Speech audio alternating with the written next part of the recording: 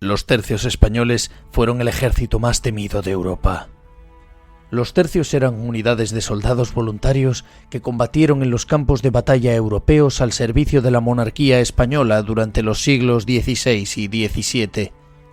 No todos los soldados de los tercios eran españoles. Los tercios estaban compuestos de combatientes provenientes de los distintos lugares que componían la monarquía Habsburgo. Algunos se alistaban buscando reconocimiento, otros por necesidad de llevarse un pan a la boca. El origen de los tercios está en tiempos de la toma de Granada y en las guerras italianas, donde Gonzalo Fernández de Córdoba, el gran capitán, reorganizó las tácticas de guerra y estructuras de los incipientes tercios, incorporando las armas de fuego. Sobre el origen de la denominación de tercios a las unidades de soldados existen diversas teorías. Una afirma que se debe a que el número de guarniciones que en un principio conformaban los tercios españoles eran 3: Nápoles, Sicilia y Lombardía. Otra teoría afirma que el nombre se debe a las 3 armas básicas que utilizaban los tercios: la pica, el arcabuz y la espada con rodela. También se cree que la denominación de tercios pueda deberse al número de soldados por el que estaban conformados, unos 3000. Durante los reinados de Carlos I y Felipe II, los tercios dominaron de forma clara los campos de batalla europeos, con victorias de gran relevancia, de mucho renombre. Ahí está Pavía, Múlver, Gravelinas, San Quintín, Gembloux. En estas batallas los tercios derrotaron a los ejércitos de las potencias europeas enemigas. En los tercios además combatieron personajes ilustres de la historia de España, no solo en el campo militar como Juan de Austria, el Duque de Alba, Alejandro Farnesio o Ambrosio Spínola, sino también en el literario como Calderón de la Barca o Lope de Vega. Para algunos historiadores, el declive de los tercios, al contrario de lo que otros compañeros afirman, no comenzó, como se suele decir, tras la derrota española en Rocroi en 1643, ya que los tercios continuaron ganando batallas, como por ejemplo la de Tuttinglen, al año siguiente. Serían la paz de Westfalia de 1648 y la derrota española en las Dunas en 1658 las que habrían supuesto el inicio del declive de los tercios. La propaganda francesa hizo el resto. Hoy en Monte Euseba, el refugio de los proscritos desde tiempos de Don Pelayo, recordaremos junto al gran Atalarico Rex, el gran Alberto que nos acompañará hoy, a unos tercios de infantería y a unos soldados que dieron gloria a España y a su rey y que pervivirán por siempre en las páginas más gloriosas de esta nuestra amada historia de España. A continuación, sin más preámbulos, el programa que Alberto, Atalarico Rex y Pablo, un servidor, grabamos en homenaje y en recordatorio de los tercios españoles. Espero que lo disfrutéis tanto como nosotros disfrutamos haciéndolo. Un saludo.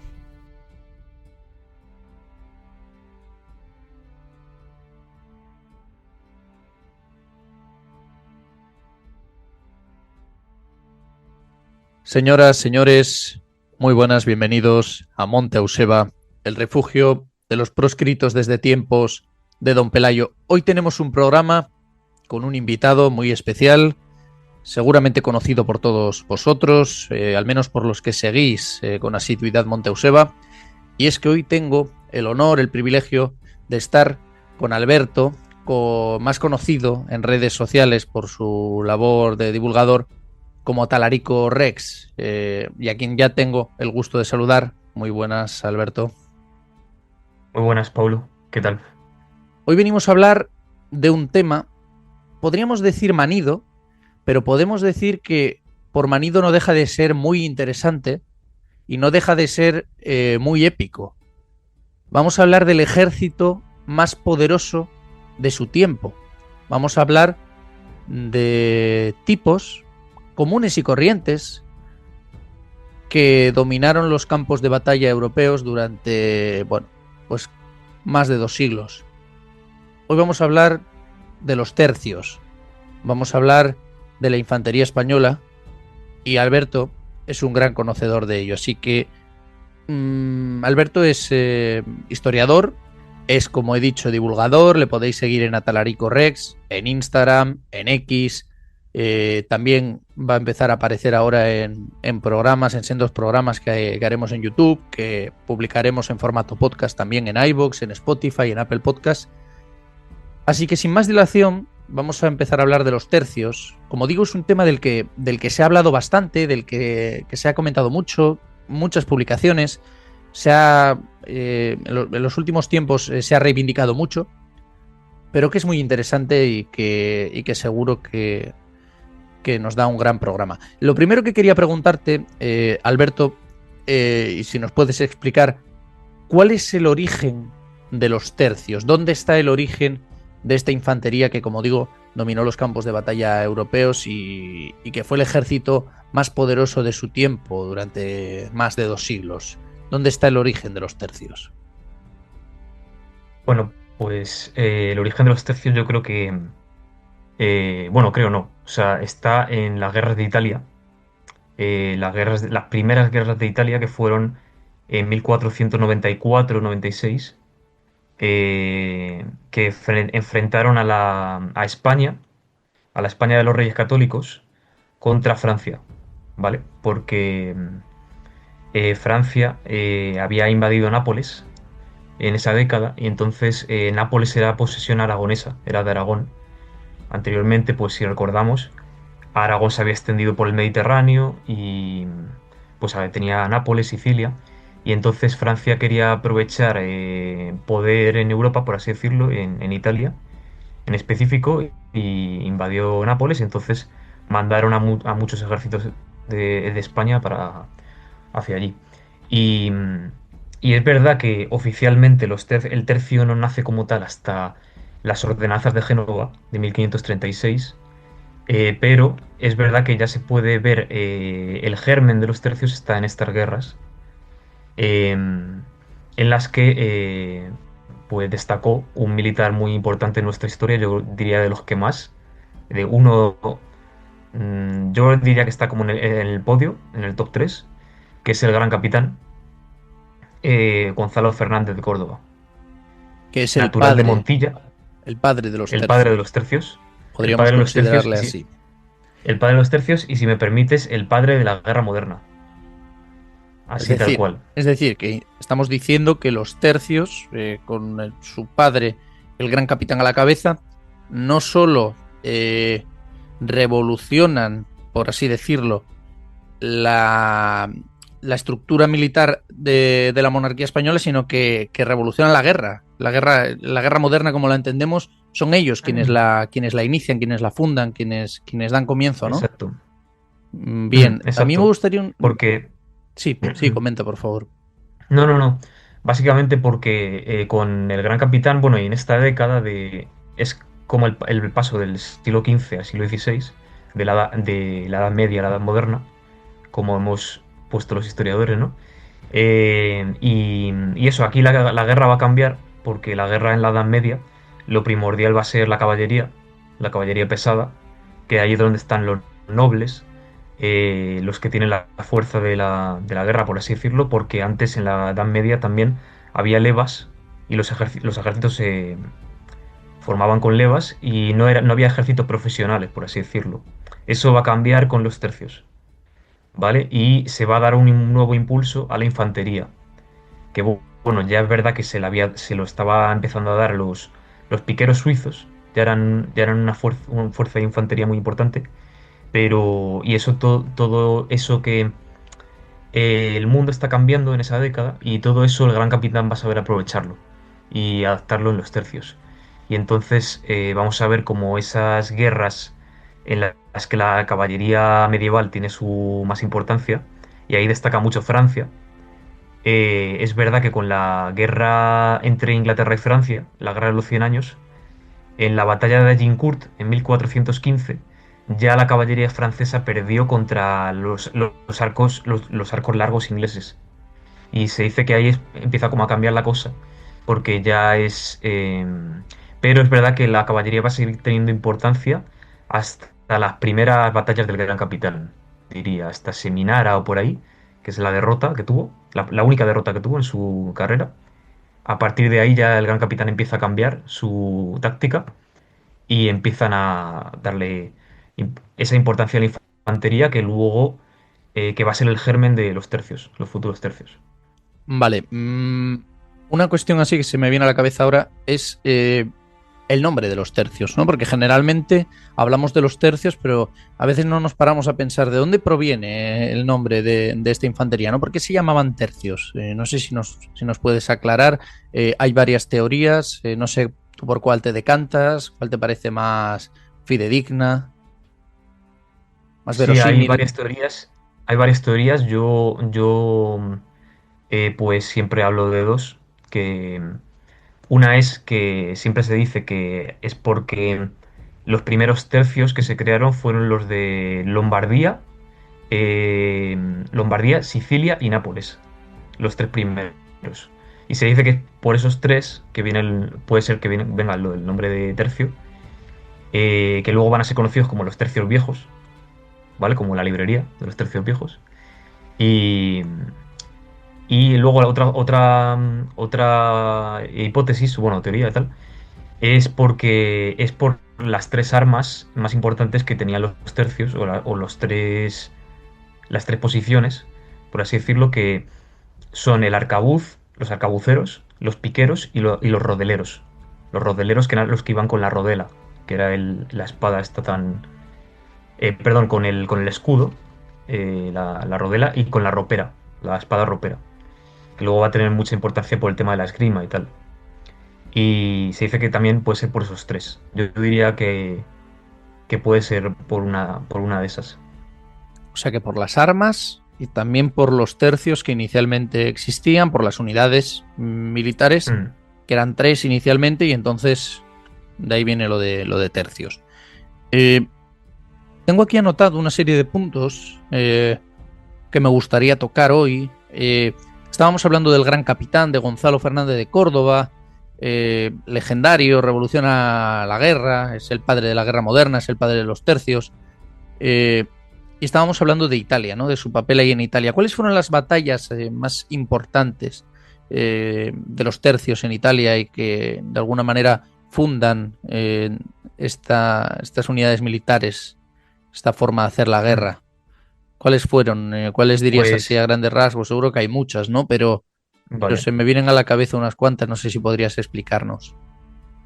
Sí, pues las grandes batallas, yo diría, las primeras grandes victorias del Gran Capitán, que de sobra conocidas, que son Ceriñola en 1503, la primavera de 1503, y Garellano, que fue en el invierno de ese año justo también. Pero eso fueron ya en las segundas campañas que hizo el Gran Capitán. Es verdad que ya hizo unas primeras campañas en las que perdió en la batalla de Seminara. Es la única derrota que tuvo el Gran Capitán en su vida. Y es una victoria que, o sea, perdón, es una derrota que le hizo aprender mucho. De las derrotas se aprende mucho. Le hizo aprender mucho para luego las futuras batallas.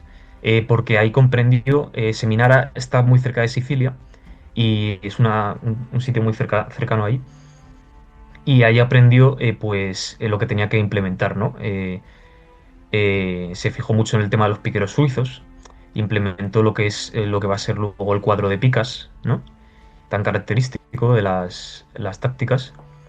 Y, y volvió un poco a también y utilizó como lo que es la guerra de guerrillas o la guerra irregular, que ya lo había probado en la guerra de Granada. La guerra de Granada es la que ya había estado el gran capitán en la guerra de Granada combatiendo y pues muchas cosas que ya sabía pues ya las implementa en Italia y a partir de ahí pues ya no va a dejar de vencer siempre y en 1500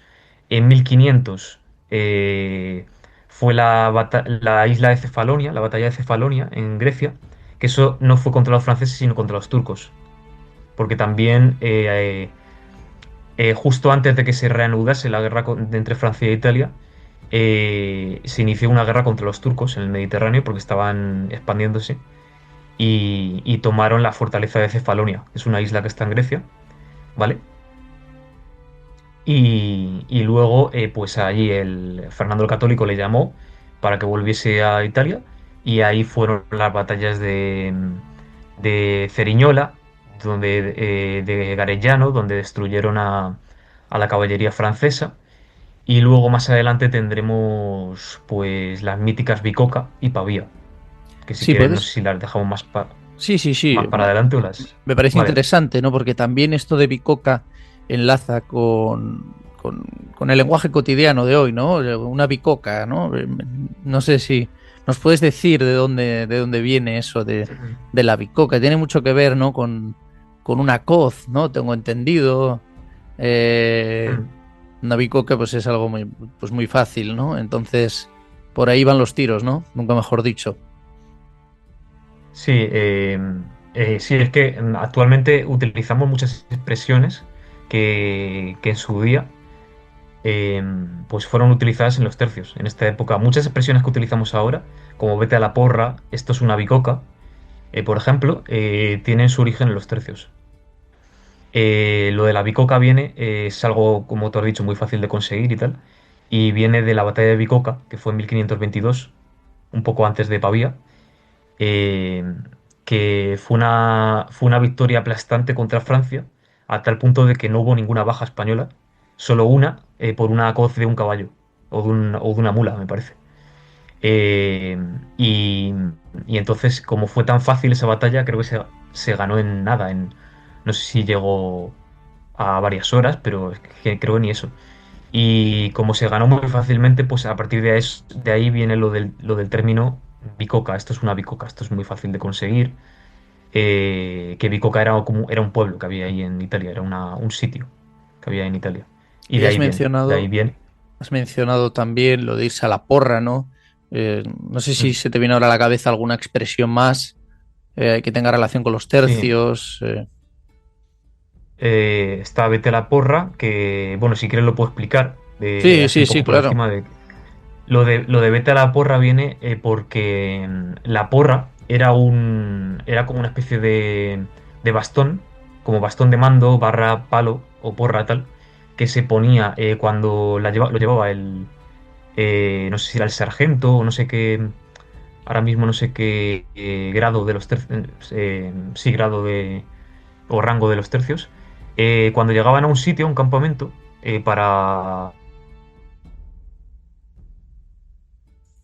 la clavaban en el centro, y pues ahí mandaban a todo el que pues cometiese alguna fechoría o hiciese algo malo y tal.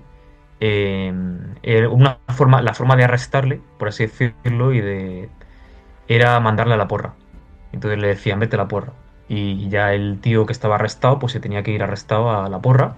Y ahí hacía guardia y se comía los turnos de noche o estaba ahí pues arrestado hasta que le levantaran el castigo.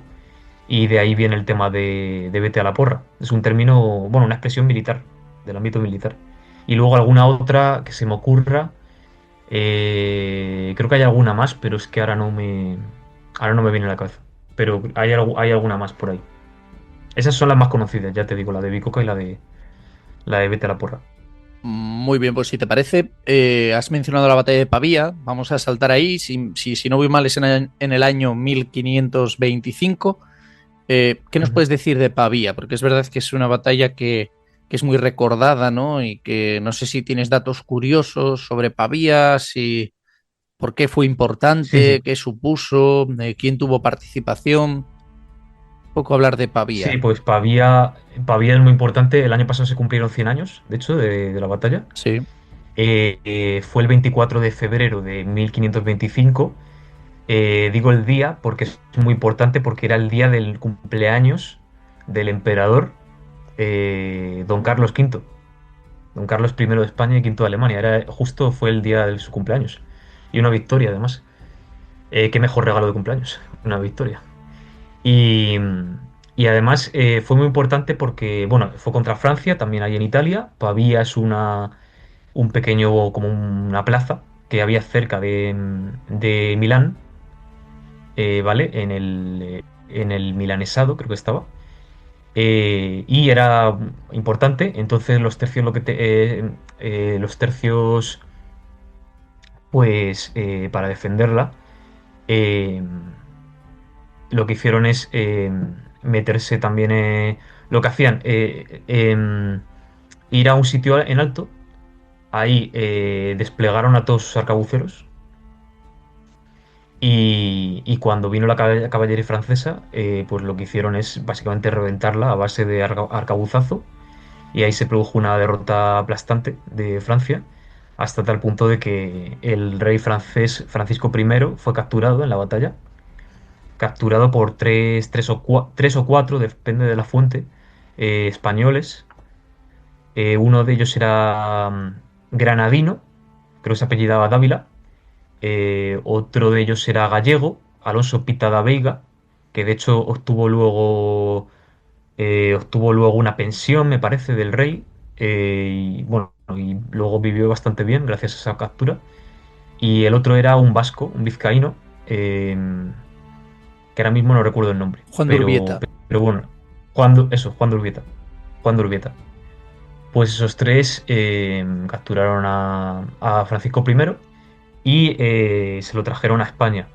Dicen, aunque he visto que es un poco también mito, que estuvo incluso en Madrid, estuvo incluso en la Torre de los Lujanes, en la Plaza de la Villa, en Madrid, que os sonará porque, bueno, está al lado, está muy cerca de la Plaza Mayor de Madrid.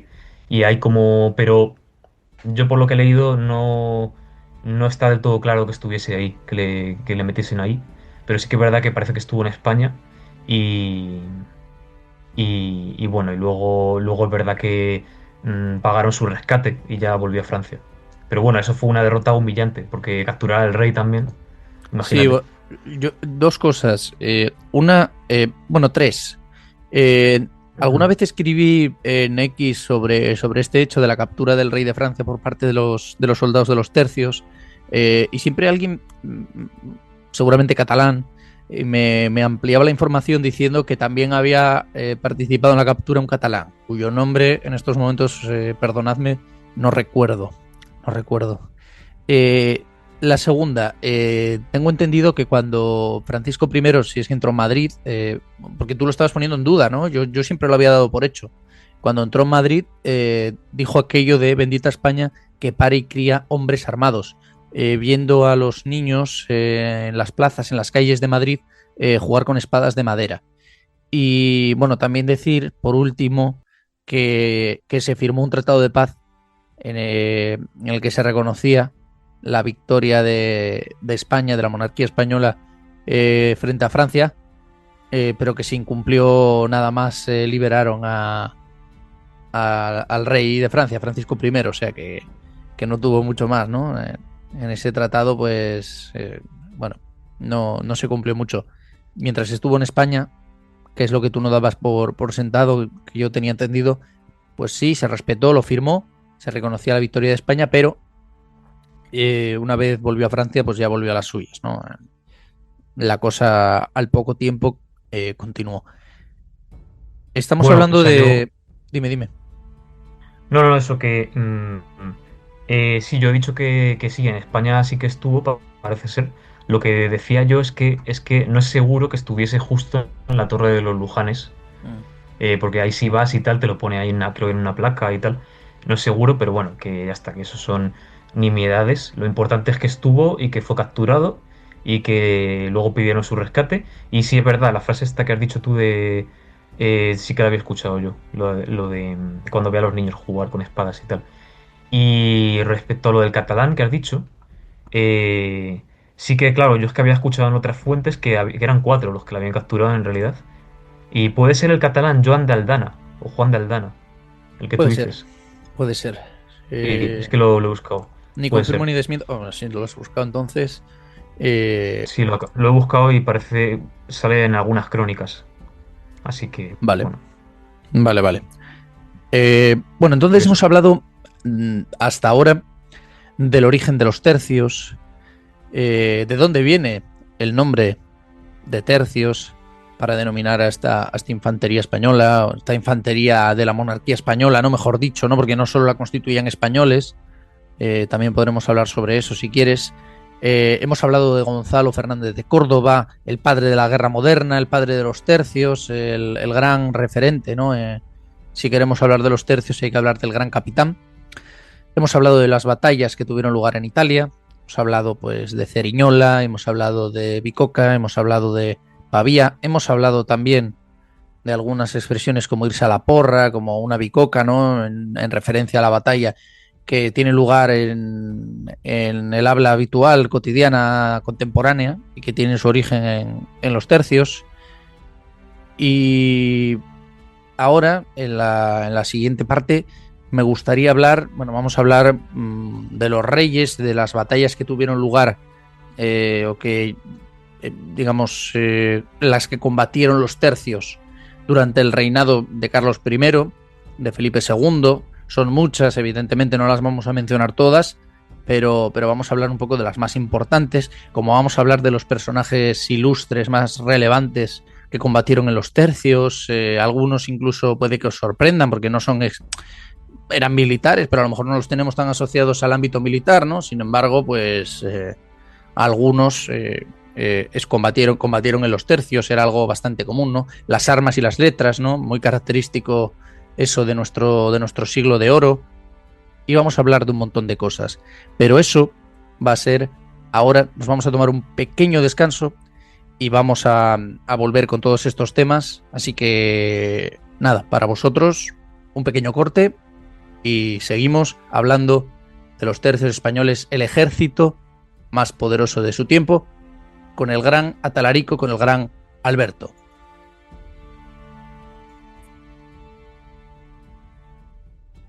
Estamos de vuelta, queridos oyentes, queridos espectadores, a los que estéis visualizándolo en YouTube. Estábamos hablando de los tercios españoles, como sabrán, estamos hablando del origen de los tercios, estamos hablando de batallas célebres, estamos hablando de personajes ilustres, y de personajes ilustres queríamos hablar.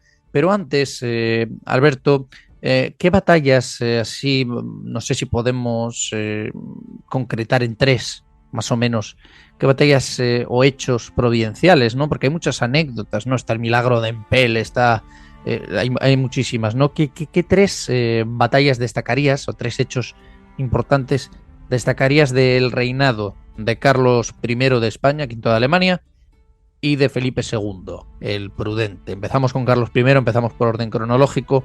¿Qué batallas, qué hechos, qué peripecias destacas de los tercios en el reinado de Carlos I? Vale, pues Pavía, obviamente. Pavía, obviamente, es quizá de las más importantes. Pavía y Bicoca, quizá las meto ahí juntas porque fueron casi muy seguidas. Y luego, obviamente, Mulberg, o Milberg, no sé cómo se pronuncia. Claro, que La batalla a de Milberg, nivel icónico, ¿no? Con el cuadro de Tiziano, ¿no? Que en el con que el aparece cuadro de Tiziano, Carlos con el V cuadro Mulberg. con el cuadro de Tiziano, que eso que si vais al Prado, en Madrid, justo cuando entráis por la sala principal del Prado, a los pocos pasos, a la derecha, está el cuadro de Tiziano de Carlos V en la batalla de Mulberg, y al lado está el de su hijo, el retrato de su hijo Felipe II. De hecho, hay los retratos poderosos de nuestros reyes. Y Mulberg, porque, bueno, que esa fue contra los protestantes, de hecho, que no lo he dicho, en Alemania. Bueno, Alemania, ya me entendéis, que no existía como tal, como país, sino que era un conjunto de estados, principados del Sacro Imperio. eh, y bueno, que fue en 1547, además. Luego es verdad que la guerra contra los protestantes se agrava un poco y eso da lugar a que en 1555 se firme la paz de Habsburgo. Que bueno, simplemente por decir que ahí es cuando se tolera al luteranismo. El catolicismo y el luteranismo son como ya dos religiones oficiales en Europa. Pero ojo, a los calvinistas y otras herejías no se les va a aceptar hasta mucho más Y adelante. Pero hablando de bueno, Mühlberg, a mí se me viene a la cabeza ahora, igual que hablábamos del cuadro de Tiziano, ¿no? Tiene mucho simbolismo. Creo que fue en la batalla de Mühlberg cuando se dice, ¿no? Es un hecho apócrifo, pero es de estos hechos que a mí me gusta comentar, ¿no? Porque, bueno, si son ciertos o no, pues eso ya corresponde a otro ámbito, ¿no? Pero a mí me gusta desde el punto de vista de la divulgación, de la comunicación y de adentrarnos en ello, esa anécdota que cuentan de que Carlos V pasó junto a los suyos por delante de la tumba de Martín Lutero y mm, le dijeron que la profanase, y entonces Carlos V dijo, ya encontró su juez, yo no hago la guerra a los muertos sino a los vivos, ¿no? Y siguió, ¿no? Respetando la tumba, el descanso de Lutero. Será en el infierno, será en el exacto. cielo, eso ya no lo sabemos, ¿no? Pero Carlos V se portó ahí como un caballero, al menos en la anécdota, porque creo, no sé, corrígeme si me equivoco, que es un hecho más bien apócrifo, ¿no? Sí, es un hecho un poco como legendario y tal. No sé si tendrá cuánta veracidad tendrá, pero bueno, el caso es que, bueno, yo le doy mucha importancia a las leyendas. Considero que son parte importante también de la historia. Y si esa leyenda está ahí, por algo será. A mí, bueno, leyenda lo que sea. Pero bueno, si el dicho, pues lo que nos enseña es que eso es un poco el carácter caballeresco, ¿no? Caballeresco de Carlos V, que se puede considerar como casi como el último rey medieval. El último rey medieval, el primero y el primero moderno. No está ahí. Y como incluso a sus enemigos, después de muertos, les tiene como ese respeto de decir, no, pues no hay que profanar la tumba, sino que descanse porque ya habrá encontrado su juez. Y ya está. A mí lo que me suscita esa frase es eso. Y, y sí, muy buena frase. Porque sí, justo Lutero había muerto unos años antes. Bueno, más batallas. Durante el reinado de Carlos I ya hemos mencionado unas cuantas, ya has mencionado unas cuantas. Sobre en el reinado de Felipe II, el prudente, ¿qué hechos destacarías de los tercios en este periodo, ¿no? ¿Cuáles dirías que Sí, son los más significativos? Felipe II el pues a ver, prudente. Con Felipe II, quizá la primera batalla más importante es Pavía, es San Quintín, la batalla de San Quintín en 1557, porque justo solo llevaba un año de rey de Castilla, sola, de momento, porque un año antes Carlos V abdicó su hijo en Felipe II, pero abdicó en los territorios de España, porque en el Sacro Imperio lo dejó para su hermano, Fernando de Habsburgo, criado en Castilla, además, castellano. Entonces Felipe II, ya rey, pues esa es la primera batalla victoriosa contra Francia en San Quintín, que San Quintín es una plaza que está al norte de Francia, ¿vale? Y fue muy importante porque es como de las batallas más grandes de los tercios, porque creo que había como 50.000 efectivos, una locura. No solo había españoles, sino que, claro, el ejército de la monarquía hispánica estaba compuesto también por alemanes. Muchos eran lansquenetes, que eran como mercenarios que llevaban unas espadas súper largas, como de estar de doble filo. Eh, eh, Luego también estaban flamencos católicos de Flandes, italianos, de Lombardía, de Nápoles, sobre todo. Entonces había un poco de todo y fueron dirigidos por el duque de Saboya, ¿vale? Manuel Filiberto de Saboya, que de hecho Francia fue como una especie de venganza contra los franceses porque Francia había atacado su ducado anteriormente, el ducado de Saboya, y entonces un poco por venganza se unió a Carlos V y bueno, sí, a Carlos V y luego a Felipe II y se lo devolvió en San Quintín. Y, y luego coincidió que esa batalla fue un 10 de agosto. El 10 de agosto es el día de San Lorenzo mártir, el que murió en unas brasas, en una parrilla, ¿vale? Y gracias a esta victoria, Felipe II luego mandó construir el monasterio de San Lorenzo del Escorial. Pues en honor a esta batalla, a esta victoria. Así que ahí queda. Esa es la, diría, la más importante. Y luego Felipe II también tuvo otras. La segunda más importante yo diría que es Lepanto. Aunque bueno, aunque esa fue batalla naval. Que ahí había, me imagino que infantería de marina. Y bueno, ahí también participó Venecia, Malta, porque ahí fue la Liga Santa. No La fue más solo grande la monarquía ocasión que hispánica. dieron los siglos, ¿no? Que habrían de Exacto. dar los venideros. Que Sí, diría un como dijo personaje, Cervantes. que diría un personaje que está en el grupo de los ilustres que combatieron en los tercios a los que antes hacía referencia, que a lo mejor no tenemos tan asociados al mundo militar, que es Miguel de Cervantes. Efectivamente, yo añadiría en el reinado de Felipe II, bueno, podemos añadir varias, ¿no?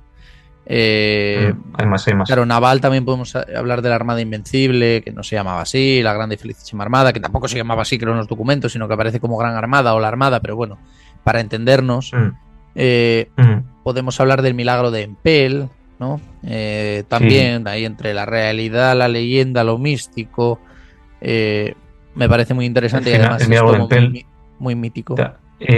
Sí, también fue muy importante Gravelinas, que Gravelinas, fue que fue, en el 58, que fue 2 años después que de San Quintín. Y es como la que sella la guerra entre España y Francia. Por eso luego al año siguiente de Gravelinas se firma la paz de Cateau-Cambrésis, que la paz de Cateau-Cambrésis es ya como el fin de la guerra entre Francia y España, que se llevaba extendiendo por 60 años, por lo menos, en Italia. Y en esa paz, de hecho, en esa paz, esa paz es como el inicio de la hegemonía total de España, para que se hagan una idea, porque ahí la princesa Isabel de Valois de Francia se casa con Felipe II, ¿vale? Una princesa francesa se casa con Felipe II. Eso suponía, en esta época que los matrimonios eran como políticos, como alianzas políticas tal, que que tuvieras que dar tú de tu reino una princesa para que se case con el rey como el rey que te ha vencido, eso era como una especie de que eso era un significado de que tú estabas por encima de que España en este caso estaba por encima de Francia. Así que bueno, y luego Isabel de Valois pues fue muy importante porque fue la madre de varias hijas que tuvo Felipe II. y Y bueno, tengo entendido que esto lo busqué preparando el programa sobre Felipe II, el podcast que hice, dedicado a su vida y a su reinado, que Isabel de Valois era una mujer que verdaderamente amó a Felipe II, que era una reina de la que mm, estaba enamorado. También tuvo algunas amantes, Osorio, por ejemplo, ¿no? Isabel de Osorio, sí, pero que Isabel de Valois de las reinas fue de las que más... porque Felipe II se casó 4 veces, si no voy mal, cuatro tuvo 4 veces, sí, mujeres porque y por Isabel de se le Valois murieron a su muerte estuvo bastante muy afectado. Entonces, bueno, eso como... Sí, es que también es normal porque Isabel de Valois es con la que estuvo más tiempo. De las cuatro, creo recordar. Bueno, y a lo mejor junto con la última. Pero vamos, que. Porque las dos primeras se murieron pronto, ¿no? Y quizá sí, quizá Isabel de Valois fue la más.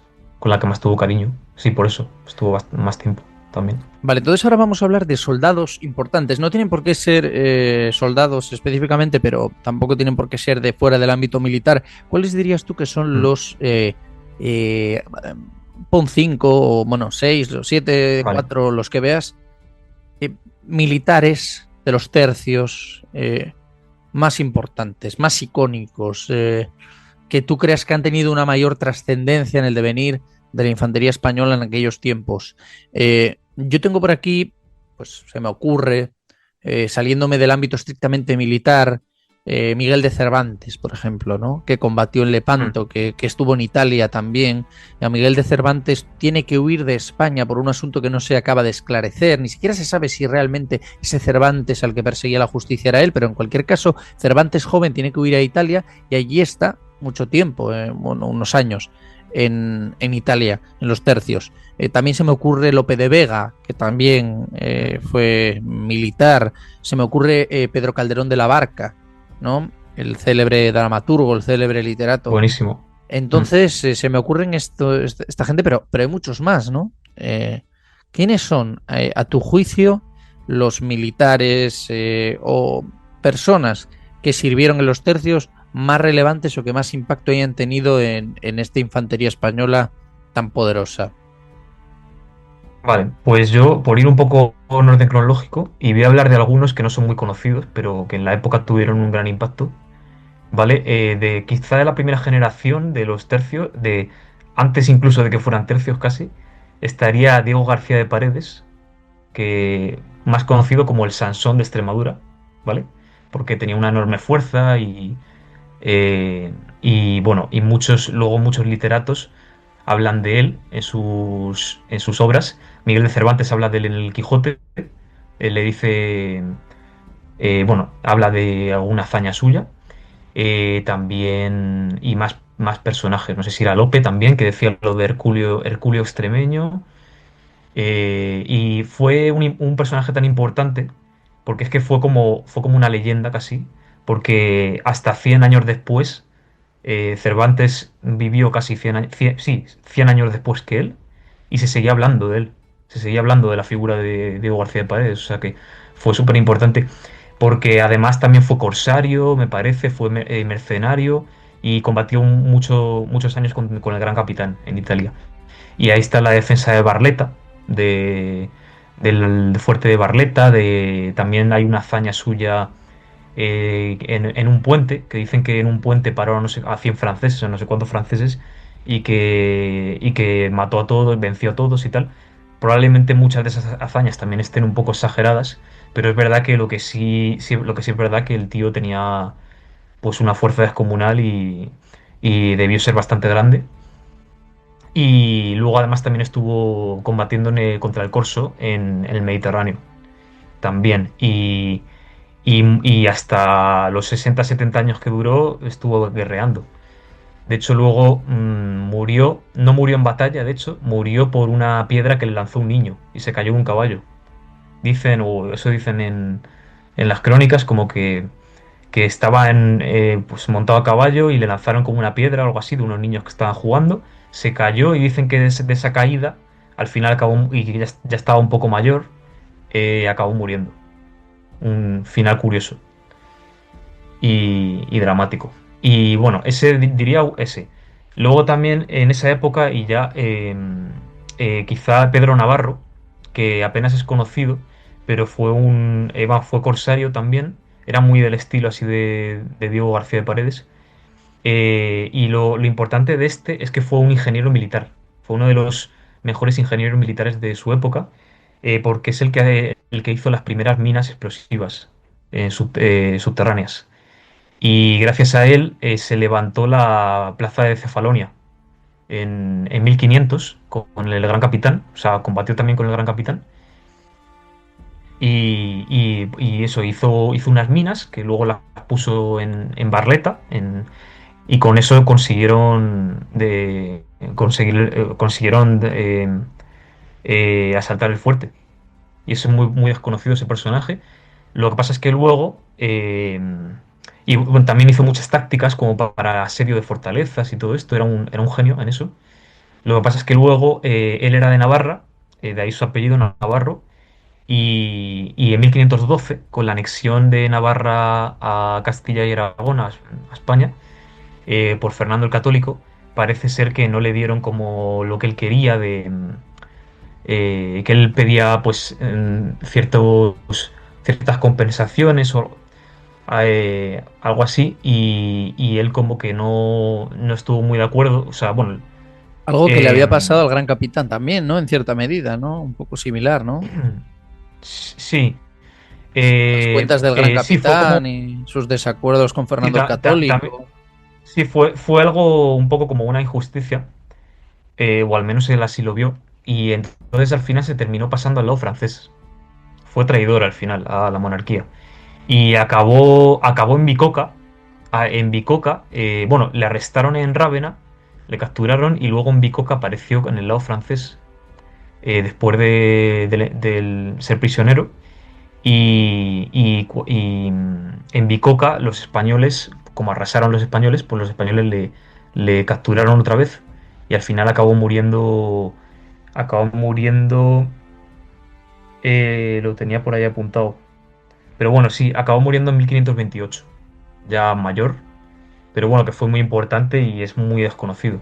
Y de hecho bueno, todavía no existía el rango de maestre de campo, pero era de los más top en esa época.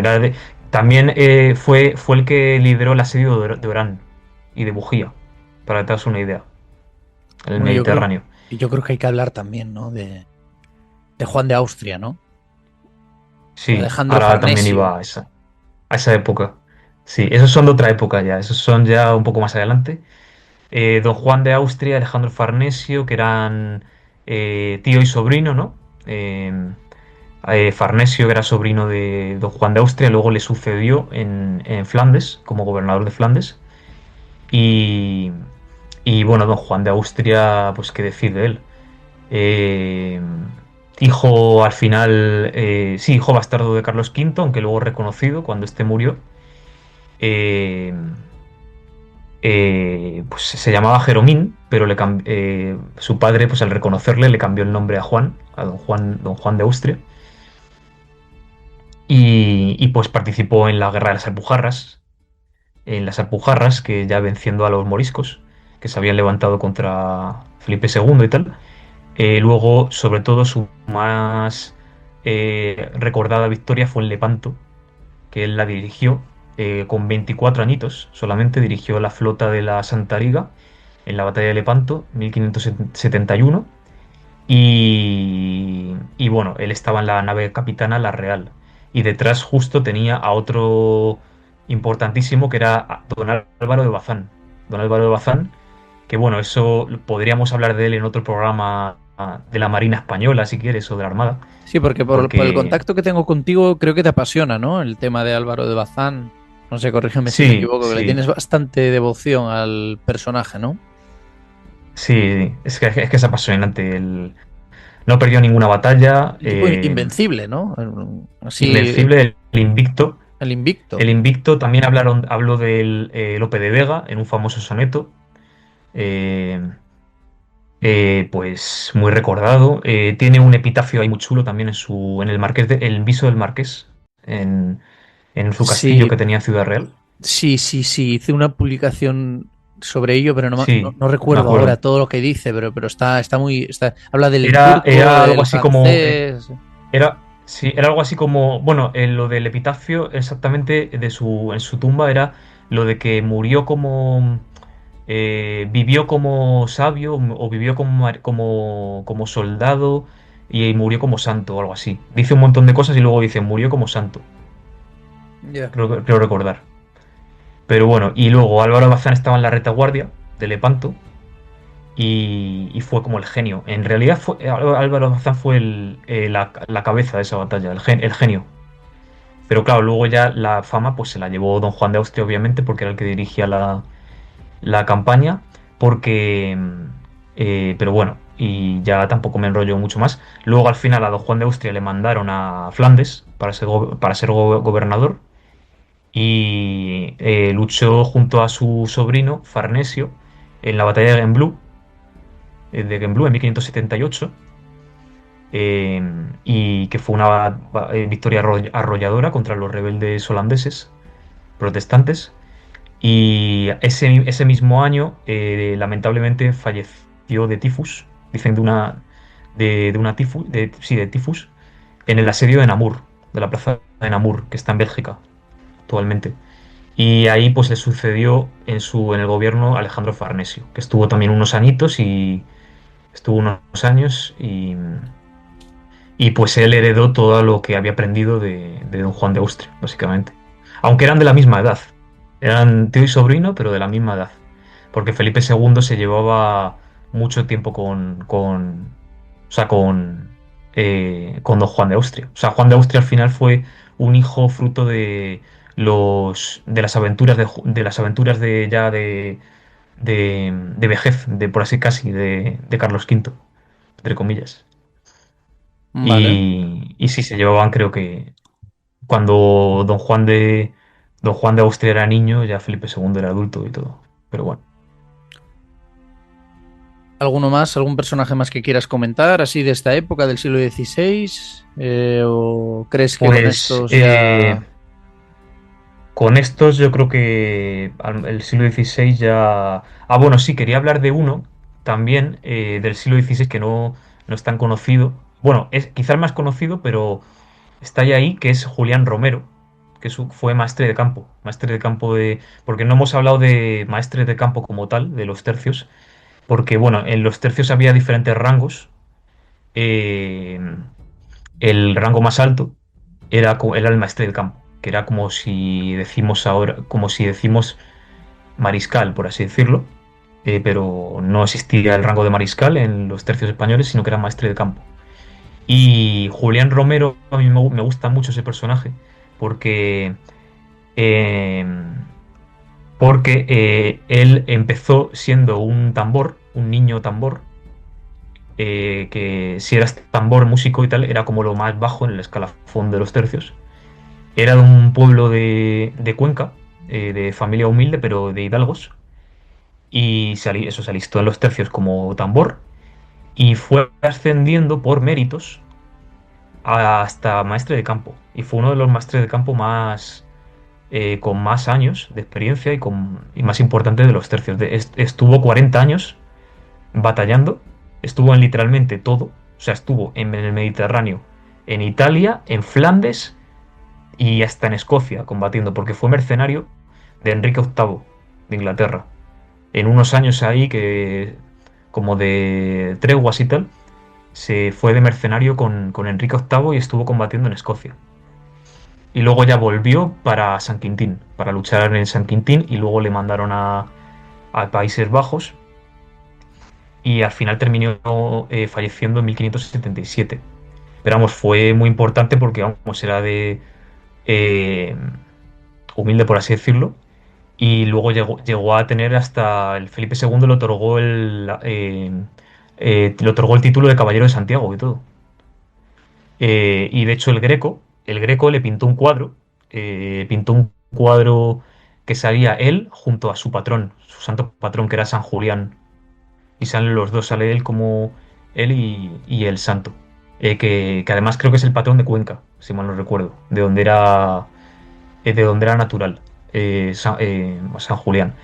Y, o sea, que tuvo mucha importancia ese, y además, de hecho, se quedó tuerto, o sea, se quedó tuerto, perdió un brazo, una pierna y creo que una oreja y todo, según he leído. Y bueno, Muy de Blas no de se Lezo eso, le, ¿no? Bueno, muy de Blas de sí, sí, Lezo sí, y de los tiempos, o sea, sí, hasta Millán Astray, ¿no? Incluso más adelante, claro, claro, los justo. mutilados de guerra eran muchos, ¿no? Sí, Yo a Julián Romero le justo. conocí por el libro, mira, de hecho, aquí, bueno, los que estéis viendo en YouTube lo podréis ver. Tengo a mi espalda el libro de Tercios de José Javier Esparza. Y en el libro, si no Ujú. voy mal, habla de él. Y de hecho creo que tiene una novela escrita sobre Julián Romero. No sé si es una novela o un ensayo, pero tiene escrito sobre Julián Romero. Sí, es muy de novela su historia. Sí, sí, sí, Y es que sí. es como un Blas de Lezo en el siglo XVI. Sí, ya te digo, no le conozco en profundidad, pero sí he oído eso Pero y de así que tuvo una vida tal. y así hay un montón de personajes. Pero vamos, Y a es que es raíz del libro, muy pues curioso. sí. Y si te parece, saltamos un poco en el tiempo, porque creo que de otra persona de la que hay que hablar es de Ambrosio Spínola, en Ujú. relación con los tercios. Y sobre todo, pues la gente lo conocerá por ser el de la rendición de Breda, ¿no? Sobre todo este hecho conocido por el cuadro magnífico de Diego Velázquez, también conocido como Las Lanzas, en el que bueno, está presente Ambrosio Spínola. ¿Qué nos puedes decir de Spínola? ¿Qué nos puedes decir de la rendición de Breda? Un poco de contexto histórico, un poco lo que supuso, lo que se representa en el cuadro. Y si quieres mencionar alguno más, pues Vale. bienvenido sea. Pues Ambrosio Spínola es muy importante. Eso ya es del siglo XVII, ya más posterior, más adelante. Eh, Quizás el más conocido de esa época, que de hecho, bueno, sale en el cuadro de las lanzas. Creo que también lo meten en la peli de La Triste, en la película de La Triste. protagonizada por Viggo Mortensen. Eh, Sale todo el tema de Breda y tal, y bueno, salen los libros de Alatriste de, de, Claro, de hecho, de Pérez Reverte. el tercer libro de la saga de Alatriste se llama El Sol de Breda. Y está Sí, sí, sí, dedicado eso, a los Países Bajos. justo. A mí no me gustan mucho esos libros, pero bueno, es verdad que reconozco que tuvieron un buen impacto en los años 90, una época en la que todavía apenas se hablaba de los tercios, y es verdad que Bueno, Pérez Reverte lo puso como un poco en en los años 90 en el, y en el después, hablar. porque, Y después, pues sí, pero que empezó en los 90, me empezó refiero, en el la saga 96, fue el de primer Alatriste. libro, sí, la primera 96. novela. Pero bueno, el año pasado salió el último Alatriste, es decir, sigue siendo sin duda Sí, un fenómeno de justo, masas. ya. Y si pensamos en los tercios, Sí. pensamos en Alatriste, al menos en la Sí. cultura de calle, es decir, Pérez Reverte. Yo no sé si aquí hago para alguno de abogado del diablo, ¿no? Porque sé que hay mucho odio a Pérez Reverte desde determinados ambientes, por si es afrancesado, si es negro legendario. A mí me parece que, bueno, al margen de lo que podamos pensar de su pensamiento, una cosa está clara, y es que ha divulgado mucho la historia de España y sobre todo ese periodo, ¿no?, del siglo de oro, de los tercios, a través del personaje de Diego Alatriste y de sus novelas, ¿no? Entonces, lo han Sí, llevado al cine también, como bien has dicho. Entonces, bueno, a mí sí me sí, gustan. sí, yo de hecho. Yo sí tengo afición por de hecho, no sé si se ve, aquí Mm. atrás tengo las novelas. Estas son las de Sí, yo Alatriste. tengo alguna también. Estas son las de Yo Alatriste. tengo, sí, justo ahí. Las 8. Yo tengo alguna también en Entonces, mi casa. Pero es bueno, verdad que sí, bueno, si yo de hecho, cuando me metí a empezar, cuando me empecé a meter un poco más en temas de historia y tal, de hecho, el que más veía era Pérez Reverte. Lo que pasa es que luego ya me fui desligando un poco más porque, bueno, te das cuenta de que no es historiador, es novelista, es un contador de historias, ¿no? Y todo esto, pero no es historiador, y hay algunas cosas en las que cómo enfoca a los tercios en las que no estoy muy de acuerdo.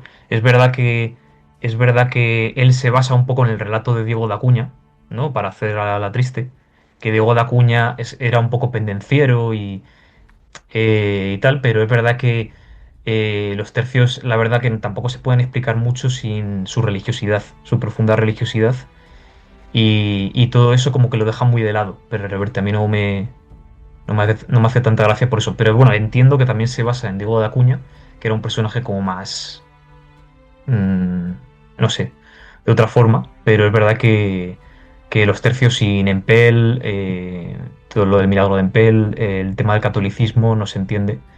Y, y no sé, y bueno. sí, Y es verdad que no. obviamente eran católicos, aunque también discrepo un poco a lo mejor Sí, de algunas visiones un poco demasiado idealizadas. Eh, sí, ¿no? Porque bueno, Pero a la hora de la verdad eran hombres que buscaban católicos comer. eran. Eran hombres que buscaban También, comer y también. sabían que alistándose a los tercios, pues podían ascender. Obviamente tenían un sentido del honor, tenían un sentido de Mm, una mirada trascendental, seguramente, pero seguramente había otros que no. Quiero decir, seguramente había otros que. Seguramente claro, cuando por estás. eso. Y esto Mm, vale para los tercios, pero vale para cualquier infantería. Seguramente cuando estás en guerra lo que piensas es en sobrevivir, en llevarte un pedazo de pan a la boca. Y bueno, mm. Quizá cuando, Sí, pero bueno. quizá cuando más te acuerdas de Dios puede ser cuando ya todo está perdido, ¿no? Pero Ya, bueno, sí, evidentemente son novelas que no son libros de historia. Y bueno, yo exacto. creo que cualquiera que los coja, a ver, yo creo que nadie los coge como libros de historia, ¿no? Son novelas, evidentemente tiene un trasfondo Sí, histórico, pero es una trama de ficción. Entonces, eso. exacto. Son muy del estilo de los Tres Mosqueteros. Porque Sí, bueno, bueno, Pérez de Reverte ha hecho, dicho mucho, ha el dicho muchas veces que último, le encanta que se ha basado en los Tres Mosqueteros. la última También. entrega salen los mosqueteros en Misión en Ah, bueno, París. claro. Hace un crossover ahí. Sí, sí, sí, salen ahí. Bueno, no voy a hacer, Claro, eh, no voy a destripar a el libro. destripar. Vale, pues. Y bueno, Ambrosio Spínola. casi no he hablado de Ambrosio Spínola. Sí, eso, justo, que es el que lleva a cabo la rendición de Breda, es el que sale, uno de los que sale en el famoso cuadro. de Velázquez. La rendición de Breda duró un año, casi, duró como 11 meses, y de 1624 al 25, hoy, bueno, el año pasado se cumplieron también 400 años de la rendición de Breda, que de hecho fue un año muy bueno para la monarquía, porque de hecho se le llamó el Annus Mirabilis, el año milagroso de la monarquía, porque no solo se rindió Breda, sino que también se defendió Cádiz de los ingleses. Vamos, salimos victoriosos en Cádiz contra los ingleses, que la querían conquistar. Y también España y Portugal, que estaban unidas en ese momento, eran una, reconquistaron Salvador de Bahía.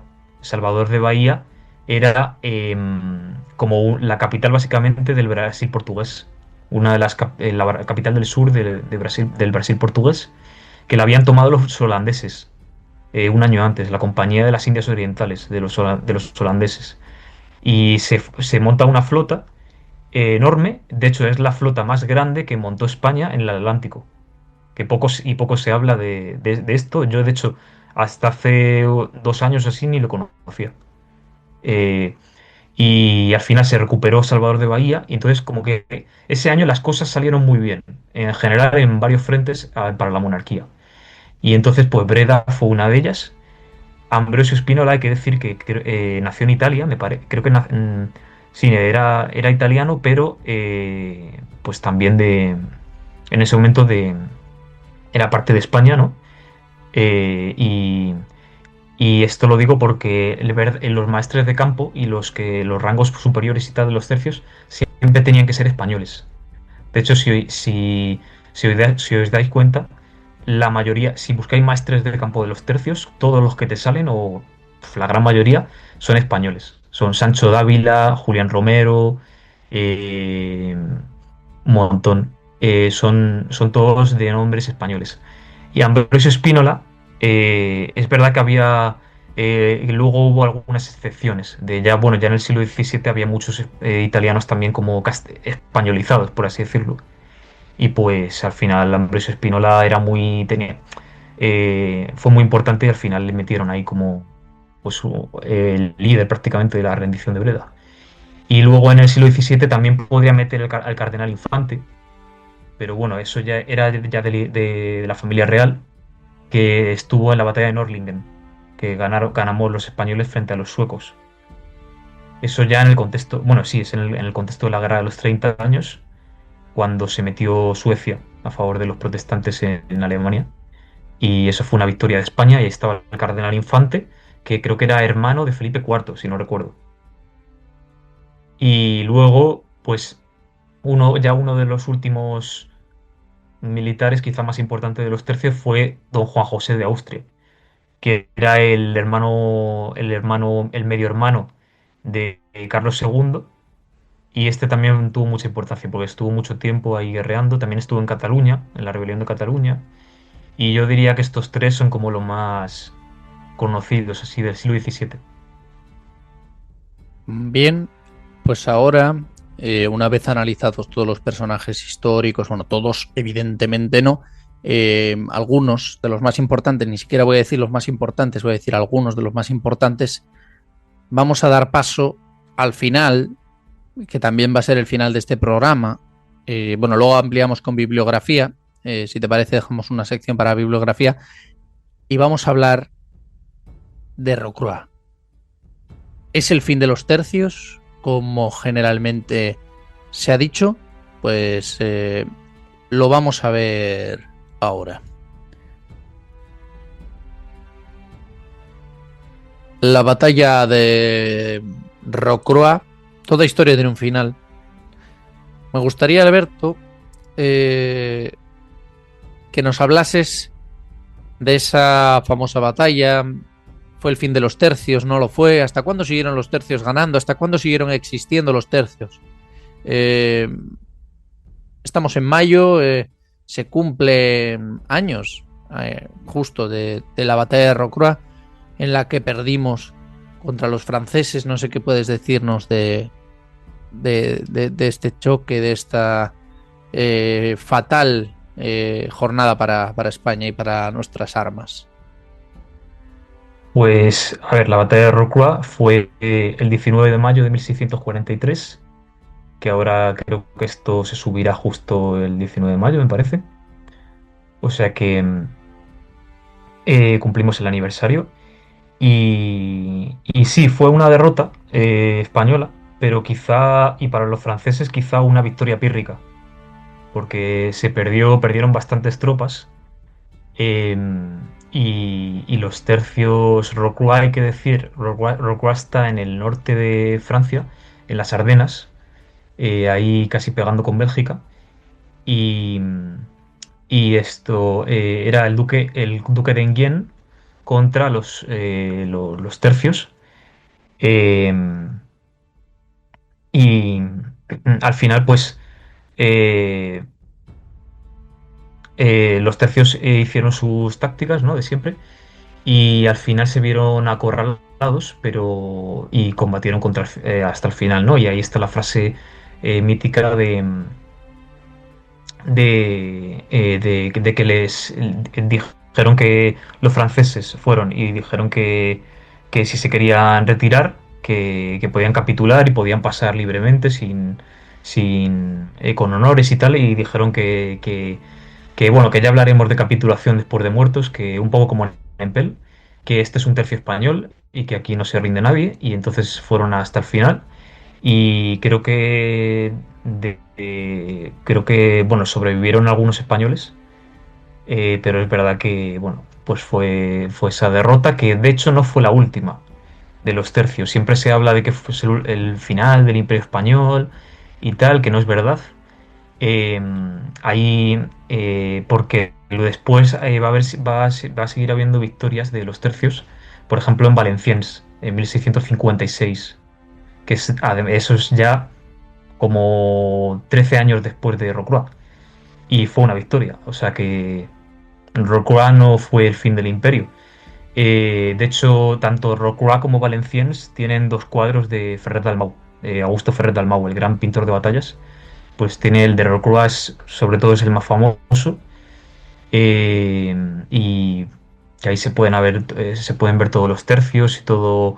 Ves a uno con el morrión, a uno que parece como el maestre del campo, ves al tambor, al chaval tambor, ves un poco eh, como todos los rangos, por así decirlo, de lo que había en los tercios. Se puede ver muy bien todo eso.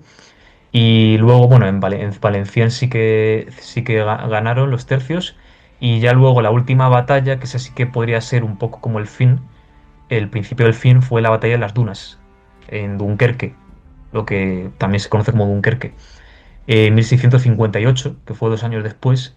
Y ya es un poco la que cierra la, la guerra, pues sí, la guerra contra Francia, porque la guerra de los 30 años como tal ya había acabado en el 48 con el tratado de Westfalia, ¿vale? Que ahí es un poco cuando las guerras de religión y todo esto pues se acaban, al menos a nivel europeo total. Pero eso siguió la guerra contra Francia, y ya un año después de las Dunas se firma la paz de los Pirineos, el Tratado de los Pirineos, que ya delimita las fronteras con España y Francia, un poco parecido como está ahora. Aunque creo que el Rosellón lo seguíamos teniendo hasta el siglo XVIII, creo recordar. O no sé si ya en esa. No, en el siglo XVII creo que luego se perdió, me parece. Pero bueno. Paz de los Pirineos, y ya a partir de ahí, pues es verdad que inicia la hegemonía de Luis XIV, de Francia, ¿vale? Frente a los tercios. Que es verdad que ya estábamos un poco desgastados de tantas décadas de guerra, ¿no? Y luego en la paz de Westfalia, bueno, en los Pirineos se casó la infanta María Teresa, hija de Felipe IV, la casaron con Luis XIV. Y entonces, bueno, si en la paz de Cateau-Cambrésis, 100 años antes, la princesa francesa era la que venía a España, casándose con el rey español, ahora es al revés. Y ahora inicia un poco la hegemonía de Francia, aunque es verdad que luego con Carlos II se siguió resistiendo, y siguió manteniendo cohesionado el imperio. que también en esa época hay un poco de leyenda negra, y es verdad que Carlos II eh, mantuvo gran parte de lo que, vamos, de todo lo que tenía el imperio, y de hecho incluso en América se siguió extendiendo, pero bueno, ya, y por cerrar un poquillo, el fin de los tercios no llegaría hasta 1704. En 1704, ya con Felipe V, ya Carlos II había muerto en 1700, en 1701 llega Felipe V, nieto de Luis XIV, y también sobrino nieto de Carlos II, que se nos olvida, que también Felipe V tenía sangre austria. Muchas veces se nos olvida, no solo era Borbón, francés, y también era tenía una parte Austria, sobre todo por parte materna. Y Felipe V en una ordenanza, pues cambia los tercios por regimientos. Ahora ya no va a haber tercios, sino va a haber regimientos y cambia un poco todo el sistema. Ya también empieza ahí el tema de los uniformes. Es la época de la Guerra de Sucesión Española, entre los Borbones y los austracistas, y se empiezan a poner los uniformes. Antes no había uniformes. Si tú eras soldado del tercio, tú te tenías que equipar con lo que pudieses y costearte como bien pudieras. ¿Vale? Y solo la única diferencia es que creo que los maestres de campo llevaban el morrión y tenían que era el casco, y tenían un brazalete rojo. Se les distinguía con una especie de brazalete rojo. Pero ya los demás iban como bien podían. Y aquí ya se ponen los uniformes blancos, ¿vale? Que luego va a caracterizar al Imperio Español en el siglo XVIII. Y a partir de ahí, pues es el fin de los tercios, Vale, pues por yo creo así, que ya como tal. queda bien resumido. Seguramente se nos quedan un montón de temas. Podemos hablarlos en futuras ocasiones. Mm, Así, respuesta corta. ¿Libros que recomiendes de los tercios? Sí, pues ¿Algunos libros títulos? hay uno muy famoso que, bueno, el que tú has dicho de Esparza, de los tercios, está bastante bien. Sí, yo creo que para alguien así tampoco, yo creo que tampoco muy pesado. Y además Esparza también casi es, además de historiador, es divulgador, sobre todo.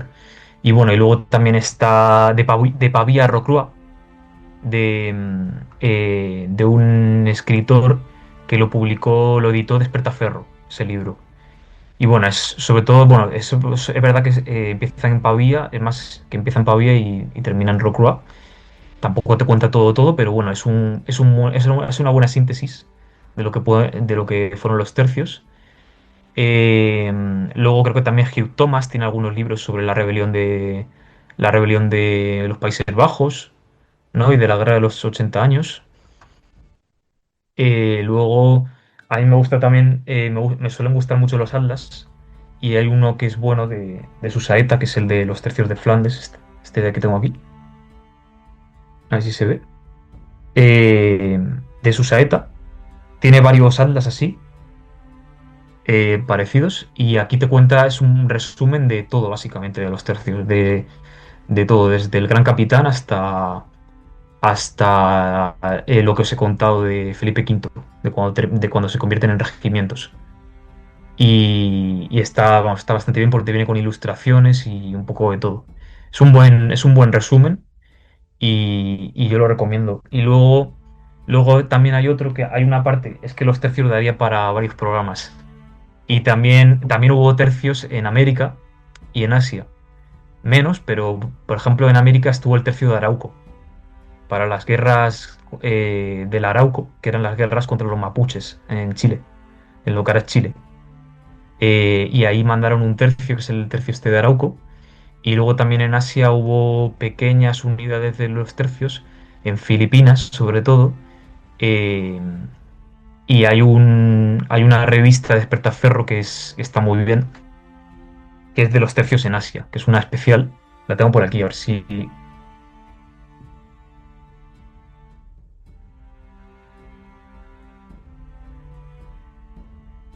está aquí.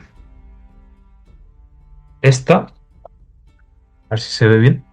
Los tercios en Asia, de Despertaferro. Se ve, se ve. ¿Vale? Y te habla un poco de la conquista de Filipinas por López de Legazpi.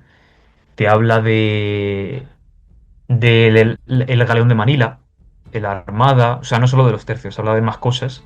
La guerra contra la piratería en el Pacífico, contra los Wako, que eran los piratas japoneses, y los japoneses, aunque también había coreanos y chinos, que atacaban las costas de Filipinas, y ahí es famosa la batalla de Cagayán, que ahí pues pequeños soldados del tercio, junto con tlaxcaltecas, soldados tlaxcaltecas de México, de Nueva España, lucharon y vencieron a Ronin japoneses, antiguos samuráis y piratas.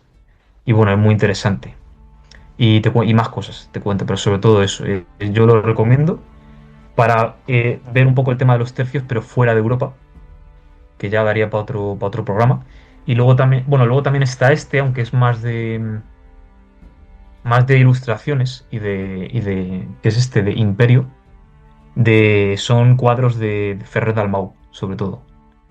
De Augusto Ferrer Dalmau y te Ujú. cuentan es un poco de todo. Te cuentan desde la Reconquista en España hasta, hasta creo que siglo XVIII con los dragones de cuera en América, un poco todo. Y hay muchas ilustraciones de los tercios. Y son sobre todo cuadros, pero te va explicando la historia a través de los cuadros de Ferrer Dalmau. Está bastante Vale, bien. pues con estas Y yo creo que eso, recomendaciones resumen. bibliográficas de Atalarico, de Alberto, podemos concluir diciendo que los tercios, lo dijimos al inicio, ¿no? Fueron el ejército más poderoso de su tiempo, pero que como toda historia tiene un final. Y antes estábamos mencionando a Pedro Calderón de la Barca y Alberto me había pedido finalizar con la lectura de unos versos de este célebre literato de nuestro siglo de oro. Así que Alberto, si te parece, lees a Calderón y ponemos fin a este programa sobre los tercios, el ejército más poderoso de su tiempo, los tercios españoles. Esto decía Pedro Calderón de la Barca.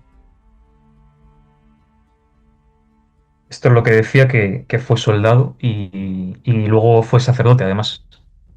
Pero fue soldado de los tercios y entonces en este poema se puede ver muy bien cómo eran los tercios, ¿no? Y las características más importantes de los tercios.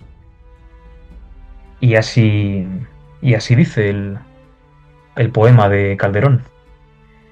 Este ejército que ves, vago al hielo y al calor, la república mejor y más política es del mundo, en que nadie espere que ser preferido pueda por la nobleza que hereda, sino por la que él adquiere, porque aquí a la sangre excede el lugar que uno se hace, y sin mirar cómo nace, se mira cómo procede.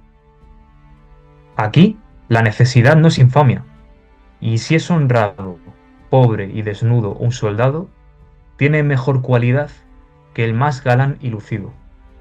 Porque aquí, a lo que sospecho, no adorna el vestido del pecho, que el pecho adorna al vestido. Y así, de modestia llenos, a los más viejos verás, tratando de ser lo más y de parecer lo menos. Aquí, la más principal hazaña es ni pedir ni rehusar.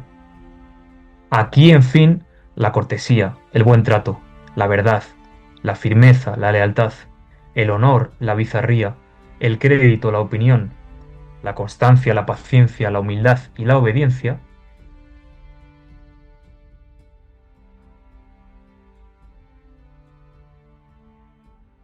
la milicia no es más que una religión de hombres honrados.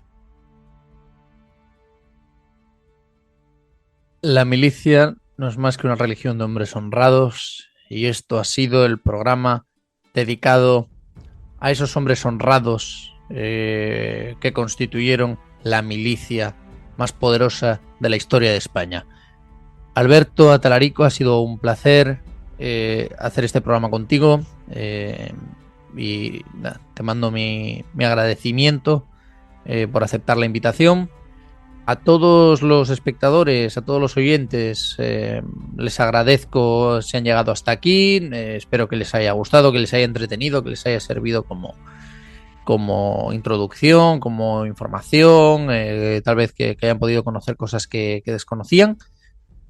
Y no sé si quieres decir algo, Alberto, para despedir o cierro ya directamente el programa.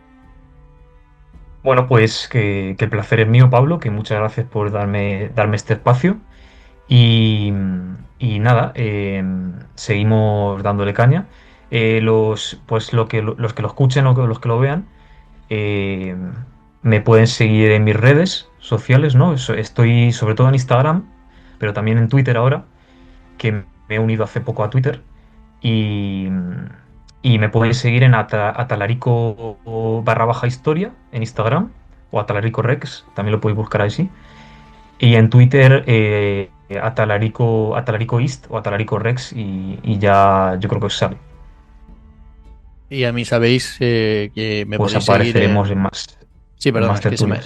se me había congelado la imagen y el Sí, audio.